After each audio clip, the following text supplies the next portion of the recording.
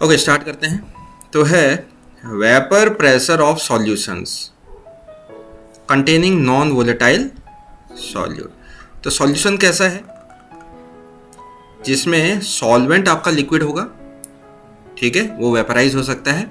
और सॉल्यूट कैसा मिक्स कर रखा है, जो नॉन वोलेटाइल है, ठीक है, वो मतलब आपका वोलेटाइल नहीं है, तो इसका मतलब उसके वेपर्स नहीं बनेंगे, ठीक है। चलिए, तो एग्जांपल्स जैसे शुगर इन वाटर, पानी में आप क्या डाल देते हैं, शुगर, ठीक है, तो ये कैसा सॉल्यूशन बनेगा, जिसमें आपने नॉन वोलेटाइल सॉल्यूट ऐड करा है, ठीक है। अच्छा, दूसरा है वाटर में आपने ग्लूकोज ऐड किया, डिसॉल्व किया, तो ये भी आपका नॉन वोलेटाइल होता है, ग्लूकोज भी। और वाटर में NaCl, नमक भी कैसा होता है, नॉन वोलेटाइल। तो NaCl आपका डिसॉल्व होने के बाद उसके वेपर्स कभी नहीं बनेंगे। किसके वेपर्स बनेंगे, वाटर के बनेंगे। क्या समझ में आया, ठीक है। यहाँ पे आप देख सकते हैं, यहाँ पे इवेपोरेशन हो रहा है, लिक्विड पार्टिकल्स कहाँ जा रहे हैं, वेपर फेज में एंटर कर रहे हैं, दिख रहा है रेड से। ये प्योर सॉल्वेंट का केस है। कौन सा केस है, प्योर सॉल्वेंट का। अच्छा, यहाँ पे हाँ, प्योर सॉल्वेंट मतलब कोई सॉल्यूट है ही नहीं, ठीक है। तो किसके वेपर जाएंगे वेपर फेज में, सिर्फ 100% सॉल्वेंट के ही जाएंगे। अगर आपने ये ग्रीन कलर के दिख रहे हैं सॉल्यूशन बना दिया, आपने नॉन वोलेटाइल ऐड करा है, तो अभी suppose vapour pressure pure solvent का P दिख रहा है आपको, ये P0 मान लेते हैं, P0 लिखा है यहाँ पे, ठीक है। क्या लिखा है, P0। लेकिन अगर आप नॉन वोलेटाइल सॉल्यूट ऐड कर देते हैं, तो आप जो सॉल्यूशन का, यानी कि जो वेपर प्रेशर बनेगा, जो वेपर्स होंगे उनका जो वेपर प्रेशर होगा, वो हमेशा जो प्योर सॉल्वेंट होगा उसके वेपर प्रेशर से हमेशा क्या होगा, कम होगा। क्यों होगा, वो अभी हम आगे पढ़ते हैं, ठीक है, देख रहे हो। अच्छा, बाकी इक्विलिब्रियम में आपको पता ही है, इवेपोरेशन भी हो रहा है, साथ में कंडेंसेशन भी हो रहा है, डायनेमिक इक्विलिब्रियम होता है। चलिए आगे बढ़ते हैं। तो हमारा ऑब्जर्वेशन क्या होता है कि जो आपका वेपर प्रेशर होता है सॉल्यूशन का, हमेशा लेस देन होगा प्योर सॉल्वेंट के। ये अब इसका रीजन क्या है, रीजन पे बात कर लेते हैं। तो जो नॉन वोलेटाइल सॉल्यूट है, दे डज नॉट इवेपोरेट, वो इवेपोरेट तो होंगे नहीं, तो उसके वेपर्स बनेंगे नहीं। It occupies part of the liquid surface. अब देखो, पहले लिक्विड का जो सरफेस था, वहां पे किसके पार्टिकल्स थे, प्योर सॉल्वेंट के, तो उसी के क्या बन रहे होंगे, वो जो पार्टिकल्स होंगे वेपराइज हो रहे होंगे सारे के सारे। समझ में आ रहा है, जो सरफेस में है। अब अगर आपने नॉन वोलेटाइल सॉल्यूट ऐड कर दिया, सॉल्यूशन बना दिया, तो वो यूनिफॉर्मली डिसॉल्व होगा, यूनिफॉर्मली डिस्ट्रीब्यूटेड होगा। तो यानी कि सरफेस में भी अदर देन सॉल्वेंट पार्टिकल्स आपके सॉल्यूट के पार्टिकल्स भी होंगे। तो सॉल्वेंट के पार्टिकल्स तो क्या होंगे, वेपराइज होंगे, लेकिन सॉल्यूट के पार्टिकल्स जो सॉल्वेंट के पार्टिकल्स की जगह आए हैं, वो तो वेपराइज होंगे नहीं। तो इस टाइम वेपर्स कितने बनेंगे, पहले के मुकाबले, प्योर सॉल्वेंट के मुकाबले कम बनेंगे। तो वेपर्स कम बनेंगे तो क्या होगा, अल्टीमेटली वेपर प्रेशर भी कम होगा। इसलिए सॉल्यूशन जब आप बनाते हैं, तो उसका जो वेपर प्रेशर आप मेजर करोगे, वो हमेशा प्योर सॉल्वेंट के रिस्पेक्ट में, रिलेटिव में क्या आएगा, कम आएगा। क्या समझ में आई बात। चलिए, अब होता क्या है, it occupies part of the liquid surface, किसने, नॉन वोलेटाइल सॉल्यूट ने। Fewer solvent molecules escape into vapour, कुछ ही सॉल्वेंट मॉलिक्यूल्स आप वेपराइज होंगे, हैंस वेपर प्रेशर आपका क्या हो जाता है, डिक्रीज होता है। तो रीजन आपको समझ में आई है। हाँ, नाउ अब हम बात करते हैं Raoult's law for non volatile solute. Raoult's law की हम बात करने वाले हैं। ये नॉन वोलेटाइल सॉल्यूट के केस में अब हम अप्लाई करने वाले हैं, ठीक है। चलिए, अभी तक हम किस में अप्लाई कर रहे थे, वोलेटाइल लिक्विड्स, जहां पे जो आपका क्या था, सॉल्यूट भी था, वो भी वोलेटाइल था, सॉल्वेंट भी वोलेटाइल, सॉल्यूट भी वोलेटाइल। यहां पे अब आपका सॉल्वेंट वोलेटाइल होगा, लेकिन सॉल्यूट नॉन वोलेटाइल होगा। वहां पे हम राउल्ट्स लॉ को अप्लाई कर रहे हैं। चलिए, तो ये क्या स्टेटमेंट कहता है कि at constant temperature, temperature given है, the vapour pressure of a solution containing a non volatile solute is directly proportional to the mole fraction of the solvent. अब जो भी वेपर्स बनेंगे किसकी वजह से बनेंगे, सॉल्वेंट की वजह से। समझ में आ रहा है। तो सॉल्वेंट की वजह से ही वेपर बनेंगे, तो वेपर प्रेशर किसकी वजह से होगा, सॉल्वेंट की वजह से। तो जितना ज्यादा सॉल्यूशन में मोल फ्रैक्शन सॉल्वेंट का होगा, उतना ज्यादा सॉल्यूशन का वेपर प्रेशर होगा। क्या समझ में आया। क्योंकि सॉल्यूशन के केस में वेपर प्रेशर किसकी वजह से है, सिर्फ और सिर्फ सॉल्वेंट की वजह से, क्योंकि यहाँ पे सॉल्यूट क्या है, नॉन वोलेटाइल है, तो उसकी वजह से वेपर प्रेशर में कोई कंट्रीब्यूशन होगा कि नहीं होगा, नहीं होगा। क्या समझ में आई आपको बात, ठीक है। तो अब जो प्रेशर होगा, आपको पता है टोटल प्रेशर कैसे देते हैं, P equal to P naught A into chi A plus दूसरा भी अगर वॉलेटाइल होता लेट से तो P naught B into chi B, लेकिन दूसरा आपका क्या है, नॉन वोलेटाइल, तो उसका प्रेशर कितना हो जाएगा, वेपर प्रेशर 0। तो यहाँ से टोटल प्रेशर की वैल्यू कितनी आ जाएगी, P naught A into chi ए, वो सॉल्वेंट के वेपर प्रेशर पे डिपेंड करेगा इस तरीके से। तो समझ में आया ये कैसे आया आपका। अब आप इसको नेग्लेक्ट कर देंगे, ये वाला term P naught B into chi B, क्योंकि पी नॉट बी क्या हो जाएगा 0, क्योंकि उसके वेपर सी नहीं बनेंगे। जहां पे काई ए किसके मोल फ्रैक्शन होंगे, सॉल्वेंट के ही होंगे। जितना ज़्यादा सॉल्वेंट सॉल्यूशन में मोल फ्रैक्शन सॉल्वेंट के ज़्यादा होंगे, उतना ज़्यादा उनके वेपर्स बनेंगे, उतना ज़्यादा उनका प्रेशर होगा। क्या समझ में आया। तो प्रेशर वर्सेस मोल फ्रैक्शन कैसा रिलेशन है, डायरेक्टली प्रोपोर्शनल है। यहाँ से क्या दिख रहा है, P is directly proportional to chi A, दिख रहा है आपको। अच्छा, अगर आप ध्यान से देखो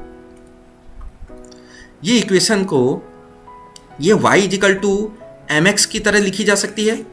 अगर P को मैं y मान रहा हूँ और काई आपका काई ए है, तो P वर्सेस काई ए अगर मैं बनाता हूँ y वर्सेस x, तो ये किसकी इक्वेशन होती है, equation of a straight line. अब क्योंकि यहाँ कांस्टेंट टर्म 0 है, क्यों, इंटरसेप्ट 0 है यहाँ पे, y equal to mx plus c, intercept 0 है, तो ये लाइन कहाँ से पास होगी, ओरिजिन से, दिख रहा है आपको। तो m क्या होता है, स्लोप, तो इस लाइन का स्लोप कितना हो जाएगा, that will be P naught A. क्या समझ में आ रहा है आपको। तो ये वेपर प्रेशर ऑफ सॉल्यूशन, मतलब आप इसको वेपर प्रेशर ऑफ सॉल्वेंट भी बोल सकते हो, क्योंकि सॉल्यूट क्या है, नॉन वोलेटाइल है। Got it. अच्छा, और ये क्या है, मोल फ्रैक्शन ऑफ सॉल्वेंट। अगर सॉल्वेंट आपका 100% होगा, देखो मोल फ्रैक्शन ऑफ सॉल्वेंट कितना है, 1, इसका मतलब 100% यही है, तो उस समय सॉल्यूशन का वेपर प्रेशर कितना हो जाएगा, जो सॉल्वेंट प्योर सॉल्वेंट का वेपर प्रेशर होता है, और प्योर सॉल्वेंट का वेपर प्रेशर कितना होता है, पी नॉट ए, अगर ए आपका कंपोनेंट है सॉल्वेंट, क्यों, जब प्योर सॉल्वेंट ही होगा, सॉल्यूट ही नहीं है, नॉन वोलेटाइल सॉल्यूट, तो उस समय वेपर प्रेशर टोटल कितना हो जाएगा, पी नॉट ए के बराबर। क्या समझ में आई बात।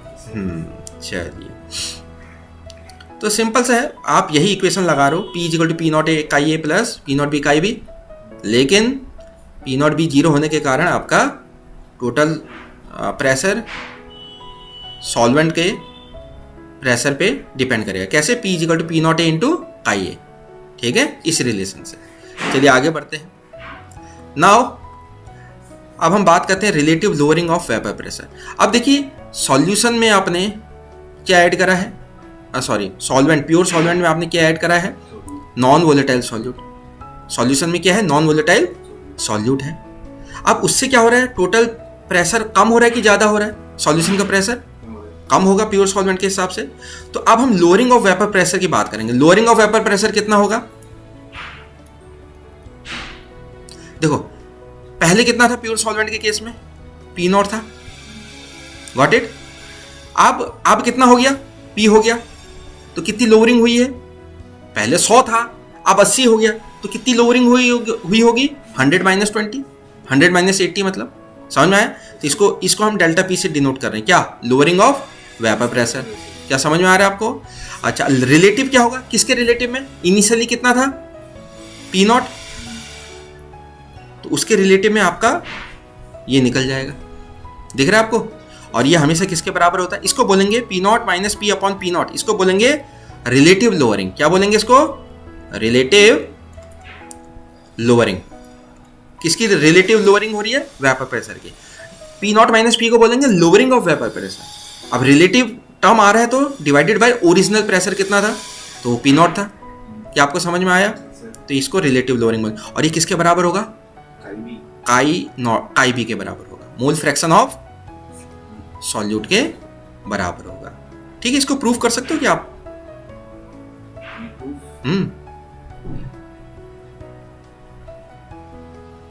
प्रूव कर सकते हो। देखो मैं यहाँ पे प्रूव कर रहा हूँ आपके लिए। देखो पी नॉट माइनस पी की जगह क्या था ऊपर, जब नॉन वोलेटाइल सॉल्यूट है तो P naught A into chi A, तो P naught A into chi ए। समझ में आ रहा है? तो यहाँ पे हमने सॉल्यूट का मोल फ्रैक्शन है, तो ये काई ए हम ले रहे हैं। ए स्टैंड्स फॉर कौन सा कंपोनेंट है? ये आपका सॉल्वेंट है। क्या है आपका? काई ए क्या है? Mole fraction of solvent. तो ए आपका क्या होगा? सॉल्वेंट। ए आपका सॉल्वेंट है और बी आपका क्या है? सॉल्यूट है। इसको याद रखिएगा। समझ में आ रहा है? चलो, तो ए आपका सॉल्वेंट और बी आपका सॉल्यूट। तो पी नॉट माइनस ये पी किसका है? P is equal to P naught A into chi A. ये पी नॉट ए है, हाँ, पी नॉट मतलब P naught A, vapour pressure of solvent ही होगा, प्योर सॉल्वेंट, अपॉन ये पी नॉट है, ए ही ले लेते हैं सॉल्वेंट। क्या कॉमन आ जाएगा? P naught A. क्या बचेगा? 1 minus chi A upon P naught A. P naught A cancel, क्या बचेगा? 1 माइनस काई ए। और काई ए प्लस काई बी कितना होता है? 1। तो 1 माइनस काई ए कितना हो जाएगा? काई बी। क्या आपको समझ में आया? ये कैसे आया? Got it? हाँ, समझ में आया? चलिए, तो अब हम बात करेंगे मॉडिफाइड राउल्ट्स लॉ की। अब इसकी डेफिनेशन क्या हो जाएगी? The relative lowering in vapour pressure is equal to mole fraction of the solute. Relative lowering in vapour pressure ये है, ये किसके बराबर आ रहा है? मोल फ्रैक्शन ऑफ सॉल्यूट के इक्वल आ रहा है। ये आपका राउल्ट्स लॉ का मॉडिफिकेशन है, मॉडिफाइड क्या स्टेटमेंट। क्या समझ में आया? चलिए, अब हम बात करेंगे Raoult's law as a special case of Henry's law. ये राउल्ट्स लॉ हेनरी लॉ का ही स्पेशल केस है। ठीक है, चलो पहले राउल्ट्स लॉ पढ़ लेते हैं। राउल्ट्स लॉ क्या कहता है? For a volatile solute, for a volatile component, partial pressure कितना होगा? P A is equal to P naught A into chi A. P A partial pressure होगा ए का, कंपोनेंट ए का, और पी ए नॉट क्या होगा? ये आपका वेपर प्रेशर होगा, प्योर कंपोनेंट ए का, इंटू काई ए क्या होगा? Mole fraction. ठीक है, तो राउल्ट्स लॉ क्या कहता है? For a volatile component partial pressure किसके बराबर होगा? प्योर कंपोनेंट का partial pressure, vapour pressure into chi A, mole fraction of that component A. समझ में आ गया? चलिए, अब हम आगे बढ़ते हैं। ये राउल्ट्स लॉ कहता है। अब हम देखेंगे हेनरी लॉ। हेनरी लॉ क्या कहता है? जब लिक्विड्स डिसॉल्व होते हैं, किसमें? गैस डिसॉल्व होती है। हेनरी लॉ क्या कहता है? जब गैसेस डिसॉल्व होती हैं लिक्विड में, तो कोई एक पर्टिकुलर गैस आप सेलेक्ट कर लो, तो उसका जो पार्शियल प्रेशर होगा वो क्या होगा? KH टाइम्स उसका मोल फ्रैक्शन। सॉल्यूशन में गैस का मोल फ्रैक्शन टाइम्स KH के बराबर होगा। तो P stands for pressure of gas, partial pressure of gas, KH क्या होगा? हेनरी कांस्टेंट, और काई किसका मोल फ्रैक्शन होगा? उस गैस का, किसमें? सॉल्यूशन में। ठीक है, यहाँ पे क्या है? P A equal to P naught A into chi A, और यहाँ क्या है? P equal to KH into chi. अब आप एक रिलेशन देखो, अगर आप ध्यान से देखोगे, P इजिकल टू क्या होता है? KH टाइम्स काई, KH टाइम्स काई है, और दूसरा क्या था? PA बराबर P not A into chi A. तो अगर आप ध्यान से देखोगे तो काई मतलब मोल फ्रैक्शन, अगर एक कंपोनेंट का है तो उसी का क्या था? ये पार्शियल प्रेशर। ऐसे ही मोल फ्रैक्शन अगर ए का है तो ये क्या होगा? उसका वेपर प्रेशर, है ना। तो अगर आपका KH आपका P नॉट ए के बराबर हो जाए तो ये इक्वेशन दोनों सेम हो जाएंगी। तो KH आपका किसके बराबर हो जाएगा? अगर P नॉट ए के बराबर हो जाएगा तो राउल्ट्स लॉ बन जाएगा। तो इसका मतलब राउल्ट्स लॉ एक स्पेशल केस है किसका? हेनरी लॉ का। कब? The Raoult's law becomes a special case of Henry law when KH is equal to PA। क्या समझ में आया ये बात? है ना। चलिए आगे बढ़ते हैं। सिमिलैरिटीज क्या है दोनों में? अब तो नहीं हो रहा है कुछ? हाँ, वो लूज हो रहा होगा ना, इस वजह से थोड़ा। चलिए, सिमिलैरिटीज क्या है दोनों में? Both relate pressure with mole fraction. P is equal to KH into chi, pressure versus mole fraction, और PA is equal to P0 into chi A. तो दिख रहा है pressure versus vapour pressure versus mole fraction, तो both relate pressure with mole fraction, सही बात है। Both are applicable to volatile components, दोनों कंपोनेंट्स क्या होने चाहिए, दोनों ही केस में कंपोनेंट्स क्या होने चाहिए, volatile. In the case of solution of a gas in a liquid, Henry law की बात कर रहा हूं यहाँ पे, solution of a gas in liquid, वहां पे वोलेटाइल कंपोनेंट कौन होता है, gaseous component is the volatile component. क्या समझ में आया? चलिए, अच्छा डिफरेंस क्या होगा ये पढ़ लेते हैं। Raoult's law and Henry law में डिफरेंस देखो, यहां पे जो कांस्टेंट होता है वो क्या होता है, vapour pressure of the pure liquid, वही तो कांस्टेंट होगा, P0A। समझ में आया? यहां पे हेनरी लॉ में कांस्टेंट कौन होता है, हेनरी कांस्टेंट ही आपका कांस्टेंट होता है। दूसरा, it is applicable to ideal solutions में राउल्स लॉ लगता है। ये आइडल सॉल्यूशंस अभी हम पढ़ने जा रहे हैं, ठीक है, हाँ, तो वहां पे ये एप्लीकेबल है, और ये एप्लीकेबल कहां पे है, applicable to gases in liquids, वो वाले केस में हेनरी लॉ एप्लीकेबल है। ये दो डिफरेंसेस हैं दोनों के बीच, हाँ 2 हैं, ठीक है, और भी है तो आप ऐड कर सकते हो, ठीक है, फिलहाल के लिए तो 2 ही हैं। चलिए अब हम आइडल सॉल्यूशंस की बात करते हैं, समझ में आ रहा है? आइडल सॉल्यूशन क्या होते हैं? An ideal solution obeys Raoult's law over the entire range of concentration, over a wider range of concentration. आपका अगर राउल्स लॉ कोई सॉल्यूशन ओबे कर रहा है तो उसे हम क्या बोलेंगे, आइडल सॉल्यूशन। देखो राउल्स लॉ में आपने कौन कौन से फॉर्मूले पढ़े हैं, P equal to PA plus PB, और PA equal to P0A into chi A, और PB equal to P0B into chi B.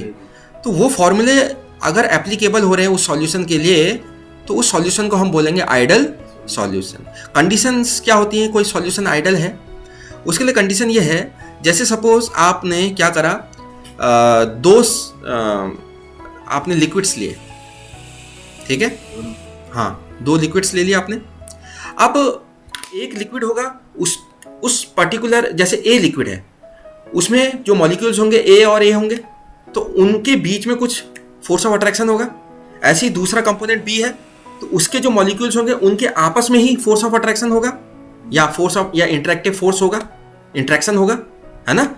तो अब अगर ए के बॉन्ड्स टूटे, मॉलिक्यूल्स मतलब अलग अलग हुए, और ऐसे ही बी के मॉलिक्यूल्स भी अलग अलग हुए, तो ये आपस में क्या करेंगे, ए बी इंट्रैक्शन बनाएंगे, प्रोड्यूस करेंगे, क्यों?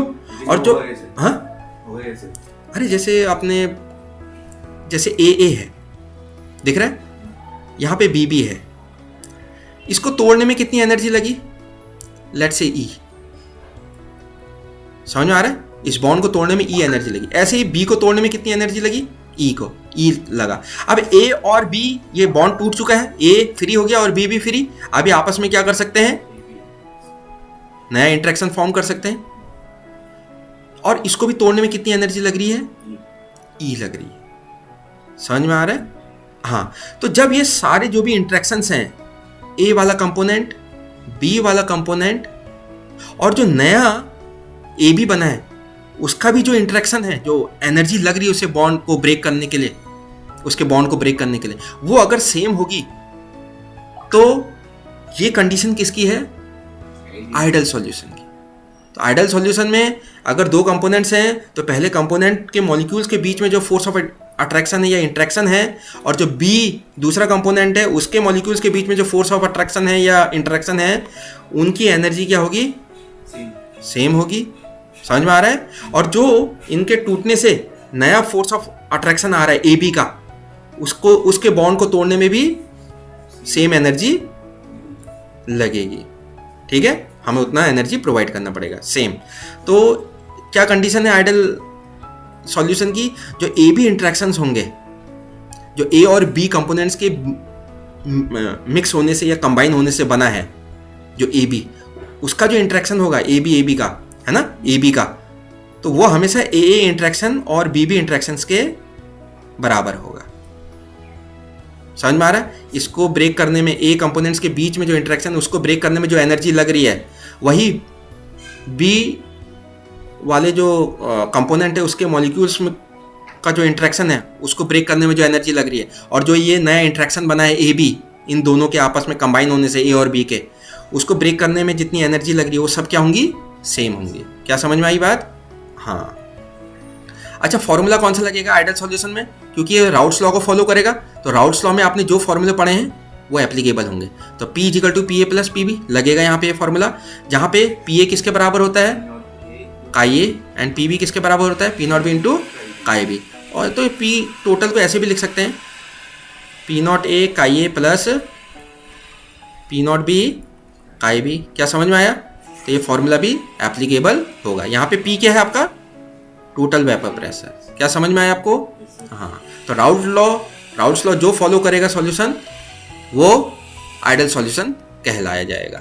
अच्छा, कैरेक्टरिस्टिक्स क्या होती हैं आइडियल सॉल्यूशन की? It obeys routes law. समझ में आ गया? जो ऊपर फॉर्मूले आपने पढ़े वो एप्लीकेबल होंगे। क्या समझ में आया? हाँ। दूसरा, आपने दो कंपोनेंट्स को मिक्स करा लेट से, तो heat of mixing delta H mix zero होगा। मतलब डेल्टा एच क्या होता है, एंथैल्पी चेंज। तो मिक्सिंग की जो एंथैल्पी चेंज होगी वो जीरो होगी। इसका मतलब जब आप दो कंपोनेंट्स को मिक्स कर रहे हैं तो आपका ना हीट निकलेगी ना हीट एब्जॉर्ब होगी। अगर हीट एब्जॉर्ब होगी तो एंडोथर्मिक डेल्टा एच पॉजिटिव आना चाहिए। अगर हीट इवॉल्व होगी तो इसका मतलब डेल्टा एच नेगेटिव होना चाहिए। लेकिन डेल्टा एच जीरो का मतलब ना हीट इवॉल्व होगी ना हीट एब्जॉर्ब होगी। क्या समझ में आई बात? हाँ, ऐसा होगा। ये इसकी कैरेक्टरिस्टिक्स है। क्यों? जैसे हरी मिर्च है वो तीखी क्यों होती है, उसकी कैरेक्टरिस्टिक्स है। ठीक है, चलिए। अब वॉल्यूम चेंज अगर आप देखोगे तो डेल्टा वी मिक्स कितना होगा, जीरो। लेट से दो कंपोनेंट आपने मिलाया, एक है 200 ml, एक है 300 ml। जब आप उन दोनों को मिक्स करोगे तो टोटल वॉल्यूम कितना हो जाएगा, 500 ml। ना 500 से कम ना 500 से ज़्यादा, तो कोई चेंज आ रहा है तो डेल्टा वी कितना हो जाएगा मिक्सिंग का, जीरो, है ना। चलिए, तो यानी कि कोई एक्सपेंशन भी नहीं हुआ, नहीं तो वॉल्यूम 500 ml से ज़्यादा हो जाना चाहिए था। ना कॉन्ट्रैक्शन हुआ कि वॉल्यूम कम हो जाए। क्या समझ में आ रहा है आपको बात? चलिए, तो ये कैरेक्टरिस्टिक्स हैं किसकी, आइडियल सॉल्यूशन की। आइडियल सॉल्यूशन के अगर हम एग्जांपल्स की बात करेंगे तो बेंजीन प्लस टोल्यूइन ये आइडियल सॉल्यूशन फॉर्म करते हैं। N hexane and n heptane, bromoethane and iodoethane, chlorobenzene and bromobenzene. ये कुछ एग्जांपल्स है जो आप याद कर लीजिएगा। चलिए, ये तो लिक्विड होता है ना। हाँ, लिक्विड होता है, रूम टेम्परेचर में लिक्विड होता है, जैसे वाटर है ना। H2O क्या होता है, रूम टेम्परेचर में लिक्विड होता है। ठीक है, चलिए, तो अब आता है, अभी हमने क्या पढ़ा, आइडियल सॉल्यूशंस। अब क्या आता है, नॉन आइडियल सॉल्यूशन। इसका मतलब ये आइडियल नहीं होंगे। तो डेफिनेशन क्या है, ideal solutions obey Raoult's law, they do not obey Raoult's law. यानी कि जो राउट्स लॉ में फॉर्मूले थे वो यहाँ applicable over the entire concentration range. ठीक है। कैरेक्टरिस्टिक्स क्या होंगी, दे do not obey Raoult's law, delta H mixing zero के बराबर नहीं होगी और डेल्टा वी मिक्सिंग भी जीरो के बराबर नहीं। इसका मतलब या तो एक्सपेंशन हो सकता है 200 ml और 300 ml मिला के 500 ml ना होके 500 से ज़्यादा भी हो सकता है और 500 से ml से कम भी हो सकता है। समझ में आ रहा है? या तो एक्सपेंशन हो सकता है या फिर कॉन्ट्रैक्शन हो सकता है सॉल्यूशन का। और डेल्टा एच मिक्सिंग का मतलब नॉट इक्वल टू जीरो, मतलब या तो हीट वहाँ इवॉल्व हो सकती है या फिर एब्जॉर्ब हो सकता है। डेल्टा एच नेगेटिव आ सकता है या फिर पॉजिटिव आ सकता है। तो ये कैरेक्टरिस्टिक्स हैं किसके, नॉन आइडियल सॉल्यूशंस के। क्या समझ में आई आपको? चलिए आगे बढ़ते हैं। नाउ यहाँ पे कुछ पॉइंट्स आपको दिख रहे होंगे, main points of difference between ideal and non ideal solution. Ideal solution, the interactions between the components are similar to those in the pure component. जैसे आपने दो कंपोनेंट्स मिक्स करे तो जो ए कंपोनेंट में जो इंटरेक्शन है, जो बी कंपोनेंट में जो इंटरेक्शन है, वो इन दोनों से जो बना है नया, उसमें जो इंटरेक्शन होगा वो सब क्या होंगे, सिमिलर होंगे, सेम। अरे जो दोनों हैं उनके बॉन्ड्स को ब्रेक करने में अगर ई एनर्जी लग रही है तो जो ए और बी आपस में मिलके बनाया होगा नया जो भी कंपाउंड होगा, है ना, तो उसका जो इंटरेक्शन होगा या जो भी उनके बीच में बॉन्ड होगा ए और बी के बीच में, वो जो फोर्स ऑफ अट्रैक्शन होगा या इंटरेक्शन होगा, उसको बॉन्ड को भी तोड़ने में ई अमाउंट ऑफ एनर्जी ही लगेगी, ऑलमोस्ट ये अमाउंट ऑफ एनर्जी। समझ में आ रहा है? चलो, इंटरेक्शन मतलब फोर्स ऑफ अट्रैक्शन की बात कर रहा है, उनके बीच में कौन सा बॉन्ड बन रहा है। दूसरा यहाँ पे non ideal solution, the interaction between the components are different होंगे। ए का कुछ अलग ही है, बी का कुछ अलग ही है, और ए बी जो बन रहा है उनका आपस में मिलके मिक्सिंग से वो इंटरेक्शन भी अलग ही है। समझ में आ रहा है? अच्छा, एंथैल्पी यहाँ पे जीरो होगी, आपको पता ही है। डेल्टा एच मिक्सिंग भी जीरो होगी, और यहाँ पे दे ओबेज राउल्स लॉ। ये सारे फॉर्मूले एप्लीकेबल होंगे। क्या समझ में आया? यहाँ डेल्टा एच मिक्सिंग जीरो नहीं होगी, डेल्टा वी मिक्सिंग भी जीरो नहीं होगी, एंड दे डू नॉट ओबे राउल्स लॉ, यानी कि पी ए कभी भी पी नॉट ए काई ए के बराबर नहीं होगा। राउल्स लॉ में ये बराबर होते हैं, और P B P naught B into chi B के बराबर नहीं होगा। क्या समझ में आया आपको ये? चलिए आगे बढ़ते हैं। अब नॉन आइडियल सॉल्यूशन में टाइप्स, तो types of non ideal solution, एक होता है पॉजिटिव डेविएशन और एक होता है नेगेटिव डेविएशन। एक नॉन आइडियल सॉल्यूशन जो पॉजिटिव डेविएशन जिसमें होता है, और एक जिसमें नेगेटिव डेविएशन होता है। The vapour pressure of a non ideal solution is different from the value predicted by Raoult's law. तो राउल्स लॉ तो एप्लीकेबल है नहीं, तो राउल्स लॉ जो भी वैल्यू निकालेगा नॉन आइडियल सॉल्यूशन के केस में वेपर प्रेशर की वैल्यू नहीं होगी, बल्कि डिफरेंट होगी। अगर राउल्स लॉ ने कुछ वैल्यू प्रिडिक्ट करी है वेपर प्रेशर की, सॉल्यूशन के वेपर प्रेशर की, अगर उससे ज़्यादा आती है नॉन आइडियल सॉल्यूशन की, राउल्स लॉ ने जो प्रिडिक्ट करी है अगर उससे ज़्यादा आती है, तो ऐसे सॉल्यूशन को हम क्या बोलेंगे? It is showing a positive deviation from Raoult's law. अगर लोअर वैल्यू आती है जो प्रिडिक्ट करी है, किसने प्रिडिक्ट करी है? राउल्स लॉ ने, उससे कम आ रही है वेपर प्रेशर की वैल्यू सॉल्यूशन के लिए, तो हम बोलेंगे this solution is showing negative deviation from Raoult's law. Raoult's law से नेगेटिव डेविएशन दिखा रहा है। समझ में आ रहा है? और अगर राउल्स लॉ के बराबर वैल्यूज आ रही हैं, तो हम उस सॉल्यूशन को क्या बोलेंगे? Ideal solution. क्या समझ में आई बात? हाँ, चलिए अब रीजन क्या है, आखिर पॉजिटिव या नेगेटिव डेविएशन क्यों दिखा रहा है? या तो वेपर प्रेशर से जो प्रेडिक्ट करी है राउल्स लॉ ने उससे ज़्यादा वैल्यू आ जा रही है, तो पॉजिटिव डेविएशन दिखा रहा है राउल्स लॉ से, नहीं तो उससे कम भी वैल्यू आ सकती है। दो केस हो सकते हैं ना। रीजन क्या है? This happens because the interactive forces जो ए बी में है बिटवीन अनलाइक मॉलिक्यूल्स, ए और बी अलग अलग मॉलिक्यूल्स थे, उनके बीच में जो फोर्स ऑफ अट्रैक्शन है या इंटरमॉलिक्यूलर फोर्सेस ऑपरेट कर रहे हैं, they are different from the forces A and B present in the pure liquids. तो ए में जो इंटरेक्शन है और बी में जो इंटरेक्शन है, तो ए बी में उनसे अलग ही क्या होगा? डिफरेंट इंटरेक्शन होगा, सिमिलर इंटरेक्शन नहीं हो रहा, इस वजह से। समझ में आया? आइडियल सॉल्यूशन के केस में क्या था? सिमिलर इंटरेक्शंस थे A B and A B में, यहाँ डिफरेंट है, इसलिए ये डेविएशन शो कर रहा है। क्या समझ में आया? तो positive deviation from Raoult's law देख लेते हैं। दो केसेस होंगे, है ना? या तो टोटल वेपर प्रेशर की जो राउल्स लॉ ने प्रेडिक्ट करी है उससे या तो ज़्यादा वैल्यू आ जाएगी या तो कम आ जाएगी। अगर ज़्यादा वैल्यू आ रही है तो हम बोलेंगे positive deviation from Raoult's law. ये कब, कौन सी कंडीशन, कब इसकी कंडीशन क्या है?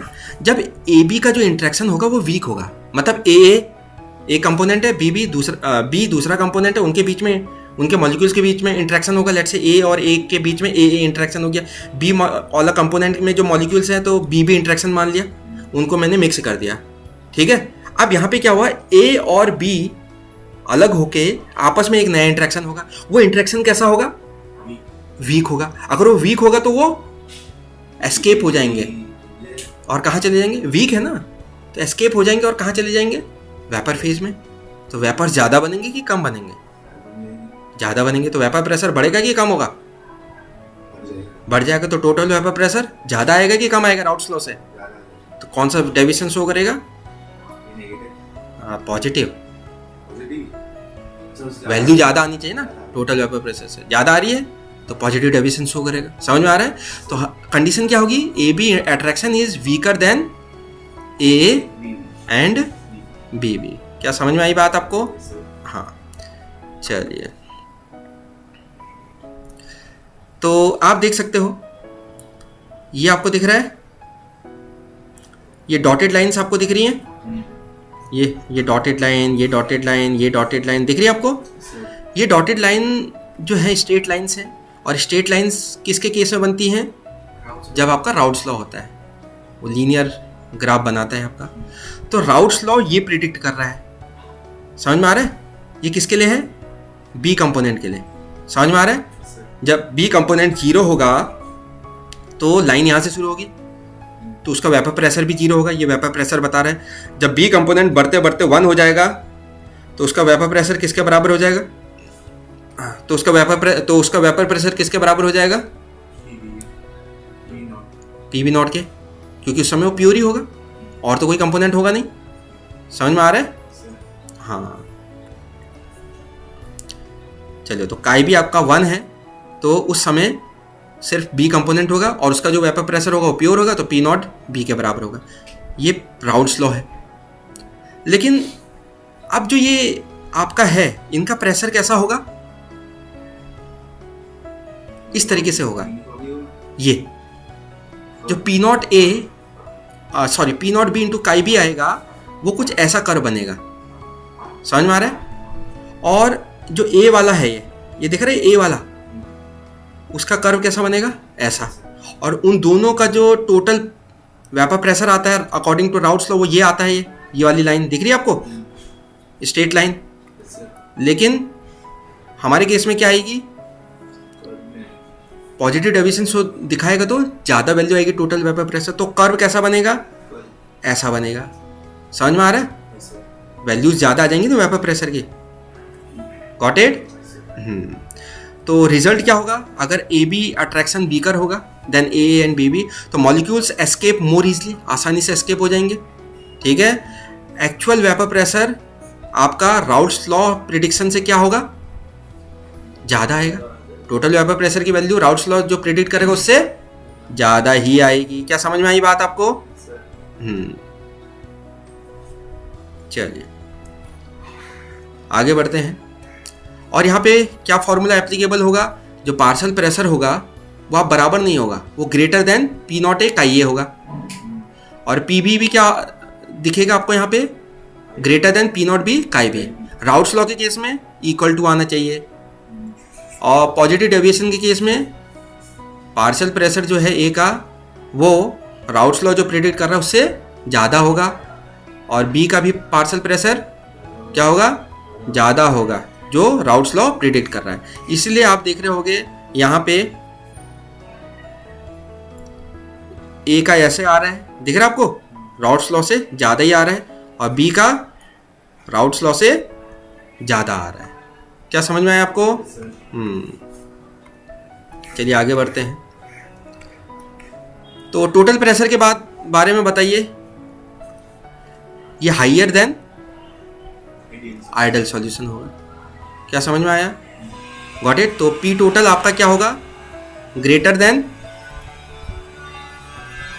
P naught A chi A plus P naught B chi B. Routes law के केस में इक्वल टू होता था, यहाँ पे ऐसा है। क्या समझ में आया? चलिए, तो वो एग्जांपल्स या सॉल्यूशंस जो राउट्स लॉ फॉलो नहीं करते हैं और कैसा डेविएशन दिखाते हैं? पॉजिटिव डेविएशन, मतलब उनका टोटल वेपर प्रेशर हमेशा राउट्स लॉ से ज़्यादा ही होगा। तो इथेनॉल एंड साइक्लोहेक्सेन का मिक्सचर हो गया, एसीटोन एंड कार्बन डाइसल्फाइड हो गया, बेंजीन एंड एसीटोन का मिक्सचर हो गया, जो पॉजिटिव डेविएशन दिखाएंगे। तो ये एग्जांपल्स याद कर लेना। वो पूछते हैं इन चारों में से बताइए कौन पॉजिटिव डेविएशन दिखाएगा चारों सॉल्यूशंस में से? Carbon tetrachloride chloroform, acetone and ethyl alcohol, ethanol and water. देखो इथेनॉल क्या होता है? जो ड्रिंक करते हैं वो, है ना, प्लस वाटर। तो कैसा होता है ये? नॉन आइडल सॉल्यूशन है। चलिए अब यहाँ पे हम एक्सप्लेनेशन की बात करते हैं। एक्सप्लेनेशन फॉर पॉजिटिव, आखिर पॉजिटिव डेविएशन क्यों दिखा रहा है? ऑलरेडी मैं बता चुका हूँ, क्योंकि ए बी इंटरेक्शन कैसा होगा? वीक होगा। जैसे मैं एग्जांपल ले रहा हूँ, इथाइल अल्कोहल एंड साइक्लोहेक्सेन का केस ले रहा हूँ। ठीक है? अब रीजन क्या है? देखो, जो इथाइल अल्कोहल मॉलिक्यूल्स होते हैं, they are held together by hydrogen bonding. ये लेट्स से कंपोनेंट ए मान लो, इसको क्या मान लो, और ये कंपोनेंट क्या हो गया? बी। तो ए कंपोनेंट जो है उसके जो मॉलिक्यूल्स होंगे उनमें आपस में इंटरेक्शन होगा, कैसा, ए टाइप का, समझ में आ रहा है, और साइक्लोहेक्सेन में बी टाइप का। अब अगर आप ध्यान से देखोगे तो आपको पता होगा ये क्या है, C2H5OH इथेनॉल होता है, ये भी C2H5OH इथेनॉल है। O और H आपस में कौन सा बॉन्ड बनाते हैं, हाइड्रोजन बॉन्ड बनाते हैं, दिख रहा है आपको। अब इसको ब्रेक करना है, इसको क्या करना है, ये बॉन्ड टूटेगा, समझ में आ रहा है। चलिए यहां देखिए, तो ethyl alcohol molecules are held together by a interaction, कैसा है, हाइड्रोजन बॉन्डिंग है, ठीक है। ए इंटरेक्शन कैसा है, हाइड्रोजन बॉन्डिंग है। इथाइल अल्कोहल और इथाइल अल्कोहल मॉलिक्यूल्स के बीच में हाइड्रोजन बॉन्डिंग है। अब होता क्या है, ऑन एडिंग साइक्लोहेक्सेन, आपने दूसरा कंपोनेंट ऐड करा तो कुछ हाइड्रोजन बॉन्ड्स आपके क्या हो जाएंगे, टूट जाएंगे, दे आर ब्रोकन, आसानी से क्या हो गए, टूट गए, इन मॉलिक्यूल्स के बीच में आ जाते हैं। किसके मॉलिक्यूल्स, साइक्लोहेक्सेन के, और उससे इनका हाइड्रोजन बॉन्ड वीक हो जाता है और ये आसानी से थोड़ी सी एनर्जी मिलती है और ये ब्रेक हो जाते हैं, सराउंडिंग से एनर्जी ले लेंगे, ठीक है। Hence A B intermolecular forces become weaker. Actually क्या है, ए है और बी बी है, तो यहाँ पे बी बी है, इसमें फोर्स ऑफ अट्रैक्शन होगा, और ए में भी क्या होगा, एक फोर्स ऑफ अट्रैक्शन होगा। अब साइक्लोहेक्सेन बी ऐड करने से ए बॉन्ड क्या हो जाएगा, वीक हो जाएगा। अब जो ए और बी आपस में जो इंटरेक्शन करेंगे वो कैसा होगा, वीकर होगा। A B intermolecular forces become weaker than A and B B forces, और जब वो वीकर हो जाएंगे तो क्या हो जाएंगे, they will escape into the vapour phase, और वेपर फेज में वेपर्स बढ़ जाएंगे और टोटल वेपर प्रेशर भी बढ़ जाएगा, इसलिए they will show positive deviation. क्या समझ में आई बात आपको। चलिए अब रिजल्ट की बात कर लेते हैं।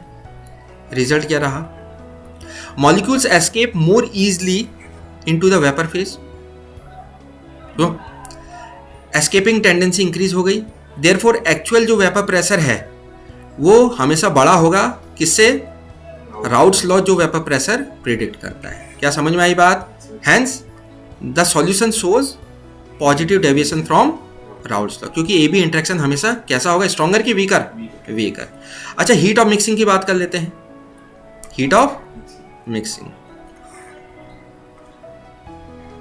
हीट ऑफ मिक्सिंग की बात कर लेते हैं।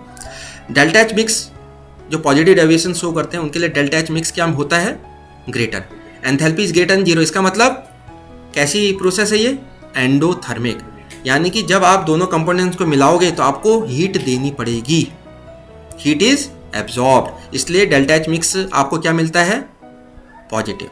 तो मिक्सिंग कैसी है, डेल्टा एच से पता चल गया पॉजिटिव है तो एक्सोथर्मिक, यानी कि energy is required to break A and B B attractive forces को, अगर आपको इनके बॉन्ड्स को ब्रेक करना है तो आपको एनर्जी प्रोवाइड करनी पड़ेगी, समझ में आ रहा है, गॉट इट। लेकिन ये जब टूटेंगे तो उसके बाद जो ए और बी बनेगा उसके लिए आपको ज़्यादा एनर्जी नहीं देनी है, वो वैसे ही वीकर होंगे और वो एस्केप हो जाएंगे। क्या समझ में आया।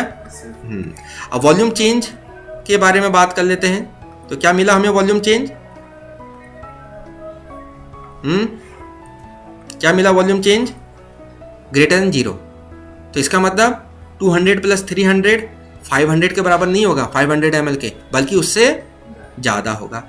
क्यों, देखो मॉलिक्यूल्स बिकम लूजली पैक्ड, क्योंकि ए बी इंटरेक्शन हुआ, वो कैसे होंगे, लूजली होंगे, लूजली होंगे तो ज़्यादा स्पेस तो ज़्यादा वॉल्यूम, इसलिए 500 ml से भी ज़्यादा हो जाएगा। 200 कुछ ही गए ना, सारे चले जाते हैं क्या, कुछ तो यहाँ रहे होंगे जिनमें ए बी में इंटरेक्शन कैसा होगा, वीकर, थोड़ा सा एनर्जी और मिली तो एस्केप हो जाएंगे, अगर नहीं मिली तो, लेकिन चले तो दूर दूर गए ना, वीकर फोर्सेस ऑफ अट्रैक्शन है तो उनमें स्पेस क्या होगा, ज़्यादा, स्पेस ज़्यादा तो सॉल्यूशन का वॉल्यूम भी ज़्यादा। तो मॉलिक्यूल्स बिकम लूजली पैक्ड, तो स्पेस ज़्यादा गेन करेंगे और स्पेस ज़्यादा ऑक्यूपाई करेंगे तो वॉल्यूम भी ज़्यादा होगा। Volume of the solution increases after mixing. क्या समझ में आई बात। अब हम इफेक्ट ऑफ टेम्परेचर की बात करेंगे। सिंस मिक्सिंग आपका कैसा है, एंडोथर्मिक है, एंडोथर्मिक आप हीट दे रहे हैं, तो इसका मतलब जब भी आप हीट करोगे, टेम्परेचर बढ़ाओगे तो सॉल्युबिलिटी को क्या कर देगा, इंक्रीज करेगा, क्योंकि एंडोथर्मिक में क्या होता है, टेम्परेचर बढ़ाने से, हीट देने से क्या होगा, मिक्सिंग होगी, आप उनको मिक्स कर रहे हो ना, तो सॉल्यूशन अच्छा बनेगा। क्या समझ में आ रहा है? तो सॉल्युबिलिटी इंक्रीज हो जाएगी। तो heating increases the solubility of the solution. समझ में आ रहा है? क्योंकि एंडोथर्मिक है, तो ज़्यादा टेम्परेचर बढ़ाने से या हीटिंग करने से ऑब्वियस सी बात है सॉल्युबिलिटी बढ़ेगी। चलिए अब हम बात करते हैं negative deviation from Raoult's law. Negative deviations from Raoult's law, अब ये देख लेते हैं। कंडीशन क्या होगी? पॉजिटिव डेविएशन में ए बी अट्रैक्शन कैसा था? इंटरेक्शन वीकर था। यहाँ पे कैसा होगा? स्ट्रॉन्गर। अब जो ए बी बनेंगे उनके बीच में स्ट्रॉन्गर बॉन्ड है, तो टूटेंगे नहीं, बहुत ही कम टूटेंगे, तो बहुत ही कम वेपर जाएंगे, तो टोटल वेपर प्रेशर ज़्यादा नहीं हो पाएगा। तो हमेशा राउल्स लॉ ने जो प्रेडिक्ट करा है उससे कम रह जाएंगे, क्योंकि वेपर्स ही बहुत ही कम गए, क्योंकि ए बी इंटरेक्शन स्ट्रॉन्गर है। समझ में आ रहा है? हाँ, तो A B attraction is stronger than A and B B. तो रिजल्ट क्या रहा? मॉलिक्यूल्स ऐसे स्ट्रॉन्गर अट्रैक्शन ए बी में होगा तो मॉलिक्यूल्स एस्केप लेस इजीली। ठीक है, एक्चुअल वेपर प्रेशर आपका लेस देन होगा किससे? राउल्स ने जो प्रेडिक्ट करा। तो फॉर्मूला क्या होगा यहाँ पे? अब यहाँ पे जो ए का जो वेपर प्रेशर होगा वो हमेशा पी नॉट ए काई ए से कम होगा।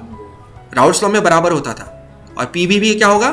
कम होगा then P naught B into chi B. यहाँ देख सकते हो राउल्स लॉ ने पी बी के लिए ये बताया था, लेकिन नेगेटिव डेविएशन में कम हो जाएगा।